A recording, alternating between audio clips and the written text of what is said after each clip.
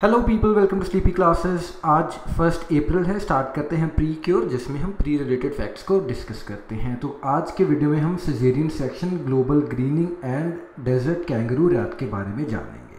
तो as you all know, हमारा UPSC का कोर्स है ₹999 का, जिसमें प्रीलिम की जो टेस्ट सीरीज़ है एज वेल एज जो क्रैश कोर्स है, दोनों ऑफर कर रहे हैं हम। If you are interested, you are most welcome to purchase it. So start करते हैं GS3 से ही। सिजेरियन सेक्शन के बारे में जानते हैं। तो सिजेरियन सेक्शन एक तरीका है डिलीवरी का, जिसमें जो डॉक्टर हैं वो वेजाइना के थ्रू जो बेबी है उसको डिलीवर नहीं करते, बल्कि आपका जो एब्डोमेन है एज वेल एज यूट्रस है उसमें इंसाइज करते हैं एंड वहाँ से फिर बच्चा डिलीवर किया जाता है। तो अब इससे रिलेटेड कुछ डेटा हमारे सामने निकल कर आया है कि जो प्रपोर्शन है ऑफ बर्थ्स जो सिजेरियन डिलीवरी के थ्रू हो रहे हैं वो काफ़ी ज़्यादा नंबर्स में इंक्रीज़ किए हैं, specially in the last decade in India. And presently अगर हम बात करें तो 17.2% जो डिलीवरीज़ हैं वो सिजेरियन मेथड से हो रही हैं। एंड ये डेटा है 2010 से 2016 का। और जो शॉकिंग बात क्या है कि जो इंडस्ट्रियलाइज्ड कंट्रीज़ हैं यूरोप के, फॉर एग्जांपल नेदरलैंड्स है या फिनलैंड है, जो इंडिया का नंबर है वो इससे भी कहीं ज़्यादा है। तो द इमर्जिंग सिचुएशन पॉइंट्स कि जो significant regional and sex disparities हैं with substantial deficit of caesarean deliveries among underprivileged groups and almost 2 million excess caesarean births every year among more advance sections of the population. तो basically हो क्या रहा है कि जो under privileged groups हैं वो, क्योंकि they do not have those amenities या उतने उनके पास रिसोर्सेज नहीं है कि किसी हॉस्पिटल में वो डिलीवर कर पाएँ बच्चों को, तो इसीलिए उनके केस में तो जो सिजेरियन डिलीवरीज हैं वो बहुत ज़्यादा कम है। लेकिन अगर हम मोर एडवांस सेक्शंस की बात करें सोसाइटी में, तो 2 मिलियन से भी जो नंबर है वो एक्सीड कर रहा है सिजेरियन बर्थ्स का among the advanced groups in the society. And since 1985 जो इंटरनेशनल हेल्थ केयर कम्युनिटी है उन्होंने एक आइडियल रेट रखा हुआ है सिजेरियन सेक्शंस का कि 10% से लेके 15% तक अगर किसी भी सोसाइटी में जो डिलीवरीज है वो सिजेरियन मेथड से हो रही हैं तो that is not an issue of concern. लेकिन अब इंडिया में नंबर्स इससे भी ज़्यादा इंक्रीज़ कर गए हैं। And keeping this thing in mind कि कितने ज़्यादा तो जो डिलीवरीज हैं वो अभी हॉस्पिटलाइज या इंस्टीट्यूशनलाइज हुए ही नहीं हैं। ठीक है जी। तो स्टडीज़ क्या रिवील करती हैं कि जो सिजेरियन सेक्शंस के अगर रेट बढ़ते हैं 10% के अराउंड अगर आते हैं, दे आर इंक्रीजिंग टुवर्ड्स 10%, तो जो number of maternal and newborn deaths हैं वो डिक्रीज़ करती हैं। लेकिन अगर जो 10% से ज़्यादा रेट बढ़े तो इसके लिए हमारे पास कोई ऐसा एविडेंस नहीं है कि मोर्टेलिटी रेट के ऊपर उसकी कोई इम्प्रूवमेंट हो रही है या नहीं हो रही। एंड मेजर ये जो हम डेटा देख रहे हैं इतना नंबर इंक्रीज़ करने का, ये प्राइवेट हॉस्पिटल्स की वजह से है। तो इसके पीछे शायद कुछ इकोनॉमिकल फैक्टर या मॉनेटरी रीजंस भी हो सकते हैं, ऐसा भी जो प्रोजेक्ट किया जा रहा है। ठीक है जी। If caesarean rates are below 5% in a population, तो WHO का कहना है कि जो हेल्थ केयर एक्सेस है उस नेशन में वो अभी इतनी ठीक नहीं है। तो अब दो चीज़ें हैं हमारे पास, अगर 10 to 15% है तो काफ़ी ज़्यादा आइडियल केस है। अगर 5% से कम है तो WHO का कहना है कि आपके देश में जो हेल्थ केयर सर्विसेज हैं वो उस लेवल की नहीं है। एंड 15% के अगर ऊपर जा रहा है तो that is also a matter of concern. अब हमारे पास जो NFHS है, जो हमारा हाउस होल्ड सर्वे है, उसका डेटा हमें क्या बता रहा है कि जो ये इंस्टीट्यूशनल एंड रीजनल स्क्यू भी है सिजेरियन सेक्शन में। फॉर एग्जांपल जो 40.9% ऑफ बेबीज़ हैं प्राइवेट हॉस्पिटल में वो C सेक्शन के थ्रू ही जन्म लेते हैं, बट गवर्नमेंट हॉस्पिटल में it is 11.9%।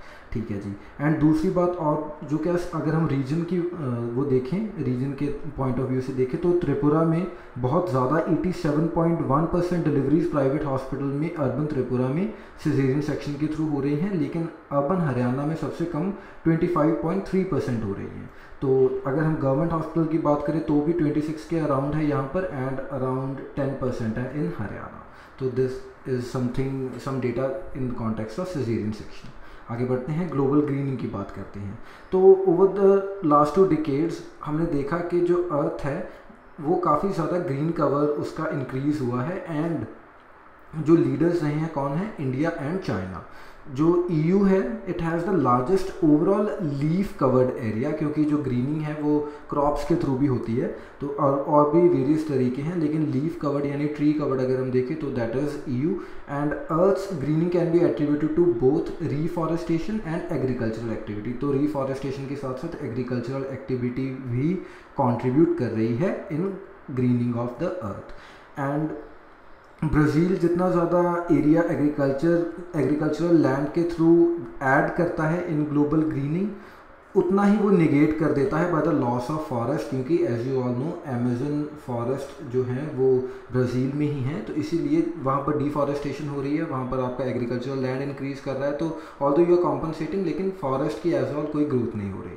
And 2/3 of the additions to global green cover came from agriculture, show that deforestation is still a problem that needs resolving। तो ये काफ़ी एक इम्पॉर्टेंट लाइन है कि जो भी ग्लोबल ग्रीनिंग हो रही है वो एग्रीकल्चर की वजह से हो रही है। इससे आपकी जो डिफॉरेस्टेशन की प्रॉब्लम है या लॉस ऑफ ट्री कवर की प्रॉब्लम है उसको आप सॉल्व नहीं कर रहे।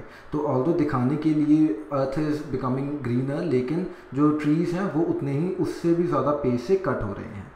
With only 2.7% of global vegetated area, India makes 6.8% global net increase in green cover। तो काफ़ी ज़्यादा इंडिया कंट्रीब्यूट कर रहा है ग्रीन कवर में। ऑल्दो जो वेजिटेटेड एरिया है इंडिया का दैट इज़ 2.7%, लेकिन 6.8% के अराउंड हम इंक्रीज़ में पार्टिसिपेट कर रहे हैं, and which is almost the same as the US। लेकिन US का अगर हम टोटल वेजिटेटेड एरिया भी देखें तो वो भी इंडिया से 3 times ज़्यादा है, तो इसलिए India is a leader. And India's added green cover came overwhelmingly from agriculture। 82% जो हमारी ग्रीनिंग है वो एग्रीकल्चर से आ रही है। इसी के साथ अगर हम चाइना को देखें तो चाइना में 42% जो रीफॉरेस्टेशन से आ रही है which is a good thing, and 32% agriculture से आ रही है।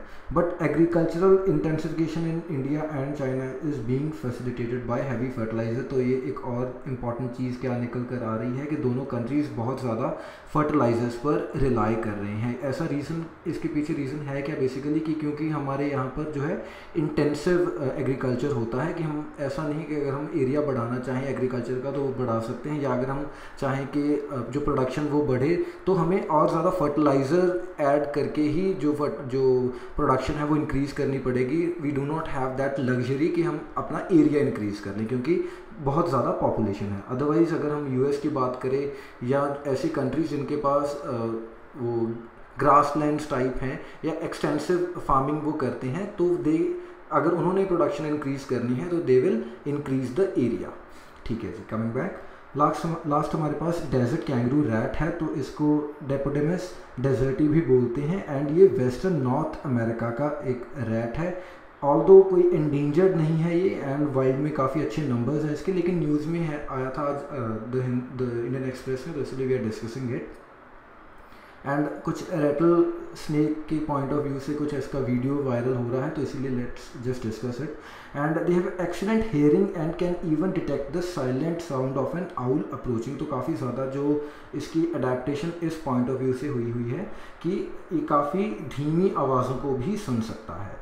एंड जो कैंगरू रैट्स हैं इनके भी पाउचेस होते हैं जस्ट लाइक द कैंगरूज, लेकिन ये बच्चे कैरी नहीं करते उसमें, दे कैरी देयर जो seeds which they take back into their burrows. तो और जो एक और अडेप्टेबिलिटी इसकी क्या है कि ये क्योंकि डेजर्ट एरियाज़ में इसको सर्वाइव करना है, तो जो भी अपना मॉइस्चर रिक्वायर्ड है it just takes it from the seeds. So that is all, thank you for watching, bye bye.